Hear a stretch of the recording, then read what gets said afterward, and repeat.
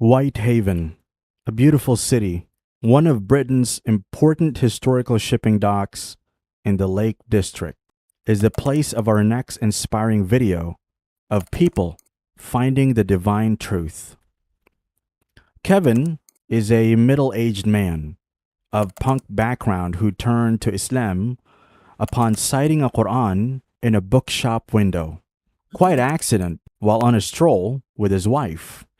He says it sort of jumped at me, proving that the guidance from Allah can appear at any point of time. Kevin tells two da'is, preachers of Islam, that he went back into the bookshop because he felt something within him urging him to go get it. So he purchased the Quran for £4 and began reading through it for 2 months. Da'wah literally means issuing a summons, invitation, or call in Arabic, and refers to the preaching of Islam and the exhortation to submit to Allah. It can also refer to preaching to non-Muslims. Those who practice da'wah have been active both inside and outside the Muslim community. Today, da'wah both calls lapsed Muslims to the faithful practice of Islam in a non-Muslim context and do outreach to non-Muslims to spread the faith. In the UK and many other countries, devout followers band themselves together to do street da'wah. One such group travels to Lake District to train more brothers to engage in the concept of street da'wah. They scope for more rural, isolated cities and check out the local mosques and the local community to ascertain if street da'wah would work out. In their training sessions, the participants are usually Muslims, with rare appearances of others eager to learn Islam. Kevin was one such participant at a training session, and he sat through the session intently, pursuing the da'i's words. These community-based da'wah groups first introduce the interested participants to the religion in a gradual process. And upon them feeling they're ready enough to accept the shahada, they encourage them to complete the wudu' and take the declaration of faith and submission to Allah alone.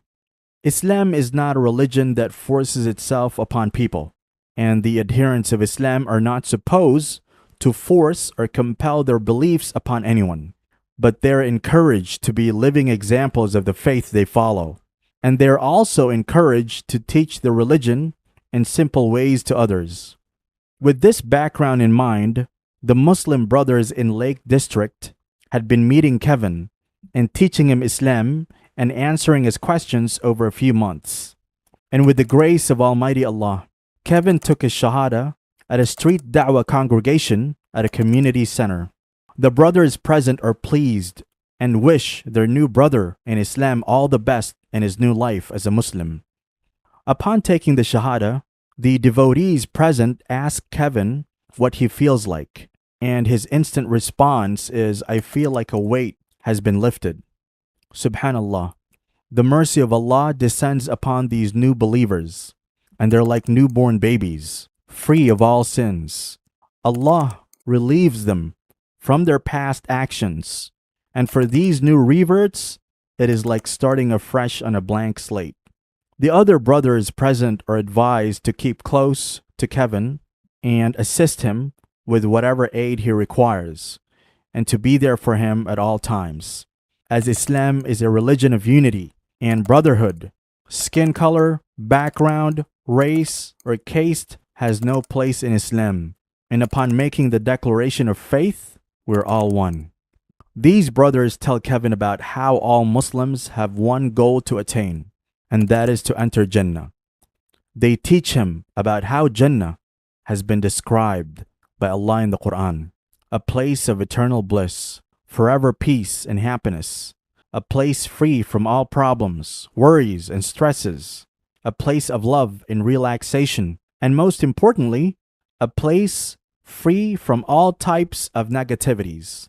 Now, who wouldn't want to attain entry to a place as such?